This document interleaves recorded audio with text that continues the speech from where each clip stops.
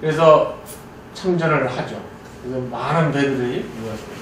그래서 이제 기록에 의하면 한 배당 한 100명 정도가 탔고 그 배가 한 1000척 정도 됐다고 합니다. 그러면 이제 한 10만 명 정도가. 근데 사실 그럴 수가 없습니다. 그 당시 인구 구조로 봐서. BC 한 13세기에 있었던 일인데 그 당시 10만 명을 모일 수가 없었어요. 아테네도 가장 인구가 많았을 때가 한 4만 명 정도라고 그러거든요. 물론 거기 노예 인구는 빼진 거지만. 하지만 그 옛날에는 뻥이 많죠. 삼국지에도 오면 뭐 장판교에서 100만 명의 군사를 장비가 저기 소리 한마디로 다 쫓아냈다 이런 말들이 있잖아요. 그런 식으로 해서 그 당시에 뻥이 굉장히 많습니다. 그래서 이 각 도시에 있는 장군들이 뭐 누구는 배를 몇 척, 군사 몇 명 이렇게 다 모아서 이 아올리스라는 데 모였습니다. 그래서 거기서 이제 출정을 트로이로 했죠.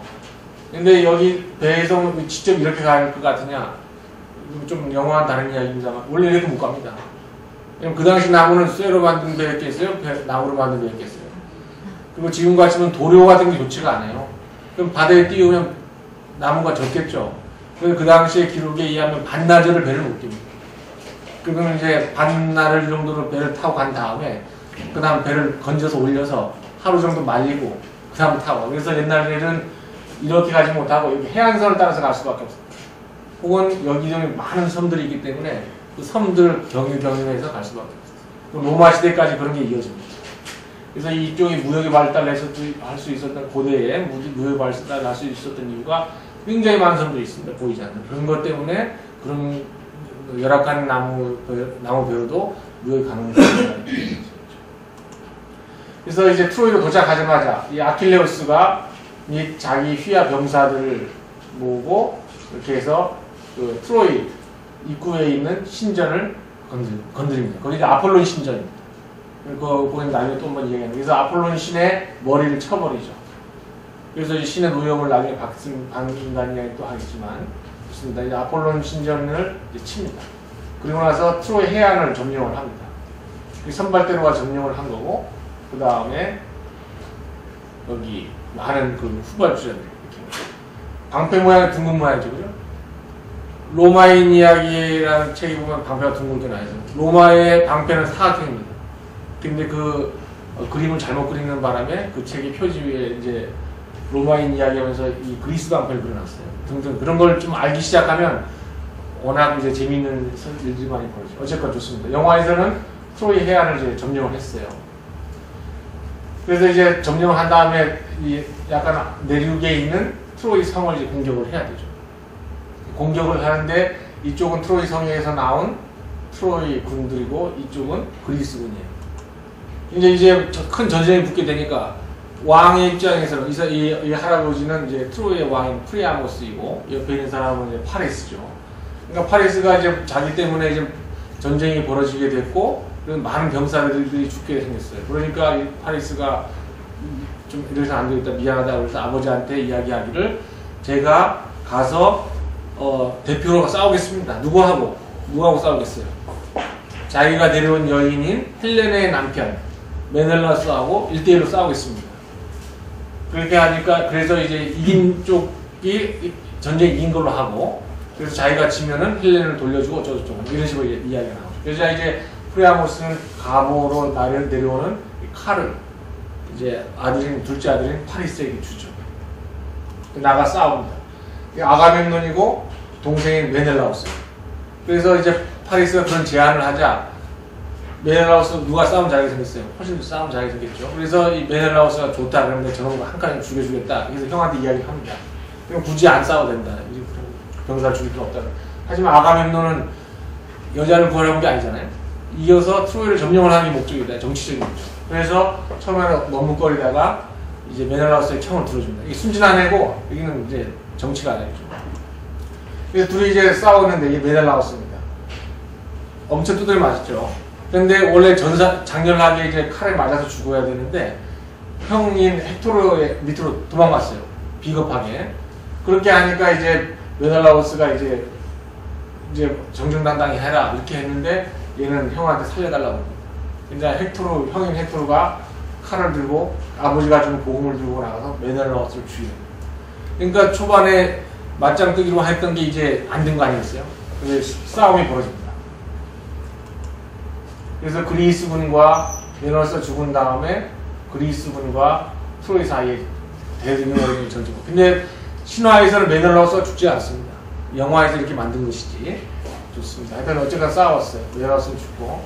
근데 그 약간 휴전 기간에 원래 이제 아킬레우스가 해안가를 처음 침범했을 때 그 아폴로 신전을 이제 부쉈다고 했잖아요. 그 안에 숨어있던 여사제가 브리스에 있습니다.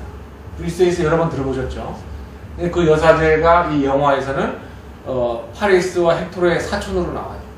그래서 사촌이면서 거기엔 여사제로 나옵니다. 여사제를 부하가 데리고 옵니다. 전장에서 여자가 있으면 얼마나 좋겠어요. 그러니까 이제 둘이 이제 하게 되는데 처음에는 뭐 막 버티다가 결국 둘이 좋아하게 됩니다. 아킬레우스하고. 그러니까 아가멤논 입장에서는 자기 부하 뻘되는 장수가 여자하고 같이 있으니까 기분이 좋지 않겠죠. 이 여인은 이제 그 아킬레우스가 부쉈던 아폴로 신전의 여사제입니다. 그러니까 이렇게 하겠다고 해서 아킬레우스가 자꾸 반발하니까 여자를 뺏어가 버립니다. 뺏어가 버리고 그렇게 하니까 아킬레우스는 자기 여자를 뺏기니까 그럼 나 전투에 안 나가겠어 해서 이제 버팁니다. 버티니까 자꾸 그리스군이 지지 않겠어요? 그리스군이 지니까 아킬레우스의 사촌이자 아까 그 푸티아에서 같이 칼 연습을 하던 사촌이자 애인인, 왜 애인이라는 표현을 하는지는 아실 거예요. 애인인 파트로콜로스가 이 아킬레우스의 갑옷과 방패를 들고 투구 이렇게 쓰고 해서 전투에 나갑니다. 그러니까 이제 주변에 있는 병사들은 이제 아킬레우스가 전투에 나간다 해서 막 따라갔죠. 그래서 막 싸우고 그 다음에 사르페돈이라는 트로이 장군도 죽였죠. 근데 이제 여기 헥토르가 나타납니다. 헥토르하고 파트로콜로스하고 싸우는데 파트로콜로스가 헥토르의 적수가 되지 않았죠. 그래서 파트로콜로스가 죽습니다. 그러니까 파트로콜로스에 죽으니까 아킬레우스가 어떻게 되겠어요? 화가 났죠. 그래서 파트로콜로스 애도하면서 그럼 다시 전투에 나가서 파트로콜로스에 복수를 하겠다. 근데 파트로콜로스는 누가 죽였어요? 헥토르가 죽였죠. 그래서 트로이 성 앞에 나가서 이야기를 합니다. 헥토르를 나오라. 그래서 혼자 혈혈단신으로 가서 헥토르를 불러냅니다. 그래서 둘이 이제 1대1로 싸우죠. 헥토르는 나가면 죽는다는 거 알아요. 하지만 트로이의 명예를 위해서 큰 아들로서 제일 큰 왕자로서 이제 자기가 나가지 않으면 안 된다는 그런 상황에서 갓난 아들과 사랑하는 부인 안드로마케를 놔두고 싸우러 갑니다. 아킬레우스가 헥토르를 죽이죠. 죽인 다음에 이 마차에다가 헥토르의 발 뒤꿈치에 줄을 매고 트로이 성을 수차례 돕니다. 그 성 위에서 누가 보고 있겠어요? 아버지는 프리아모스하고 부인은 안드로마키가 보고 그 아버지와 부인의 심정은 찢어지듯이 아팠을 겁니다. 그러고 나서는 이 시신을 자기 그리스 진영으로 데려갑니다. 그날 밤 프리아모스가 신용 한 명을 데리고 단독으로 이 그리스 진영에 아킬레우스를 찾아갑니다. 내 아들이 죽은 거는 죽은 거지만 내 시신은 돌려가 명예롭게 장사를 지내게 해달라. 자기 아들을 죽인 사람의 손에 입맞춤을 한다는 게 쉬운 일이 아니죠. 그래서 이제 그렇게 했더니 이 무슨 아주 제가 좋아한다는 멋있는 대사를 쓰는데 잊어버렸어요. 본 지가 오래돼서. 하여튼 그렇게 해서 아킬레우스가 헥토르의 시신을 프리아모스에게 돌려줍니다.